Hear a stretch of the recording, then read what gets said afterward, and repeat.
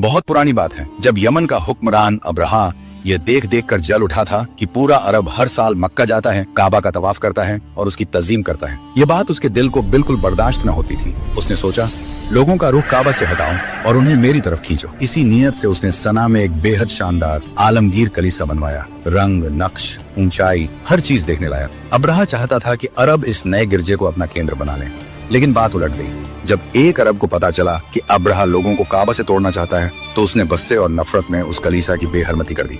रात के अंधेरे में उसमें गंदगी डाल दी। खबर जब अब्रहा तक पहुंची तो वो पागल सा हो गया। उसने कसम खा ली, मैं मक्का जाऊंगा, काबा को गिराकर जमीन के बराबर कर दूंगा। फिर क्या था, अब्रहा ने हाथियों और हजारों लश्करों की एक दहशत अंगेज फौज तैयार की और मक्का की तरफ रवाना हो गया। अरब ने कभी हाथी नहीं देखे थे। हवा तक बेहाल हो गई। मक्का के लोग पहाड़ों की तरफ चढ़ गए। मुकाबला करने की हिम्मत किसी में न थी। इसी बेचैनी के दरमियान नबी के दादा अब्दुल मुत्तलिब अब्रहा के पास गए ताकि अपने वे ऊंट वापस ले सकें जो फौज ने रास्ते में पकड़ लिए थे। अब्रहा हैरान हो गया, मैं तुम्हारे दीन के केंद्र को गिराने आया हूँ और तुम्हें फिक्र ऊँटों की है? अब्दुल मुत्तलिब ने जवाब दिया, ऊँट मेरे हैं और काबा का एक रब है, वह खुद अपने घर की हिफाजत करेगा। अब्रहा हंस पड़ा, तुम्हारा रब मुझे रोक नहीं सकता। अब्दुल मुत्तलिब ने कहा, फिर यह मामला तेरे और उस घर के रब के दरमियान है। सुबह फौज ने मक्का की तरफ पेश करनी शुरू की, लेकिन जैसे ही वे वादी मुहस्सिर पहुंचे, उनका सबसे बड़ा हाथी जमीन पर गिरकर बैठ गया। उसे पूरब, पश्चिम, दक्षिण जहां भी मोड़ते चल पड़ता, लेकिन जैसे ही काबा की ओर करते वो जिद्दी होकर बैठ जाता। तभी आसमान पर अजीब से साए छा गए। अबाबील नाम के परिंदे झुंडों के झुंड आसमान से उतरते चले आए।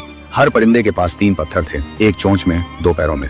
जिस सिपाही पर पत्थर गिरता, उसका जिस्म ऐसे टूट टूट कर गिरता जैसे जलते लोहे को पानी में फेंक दिया हो।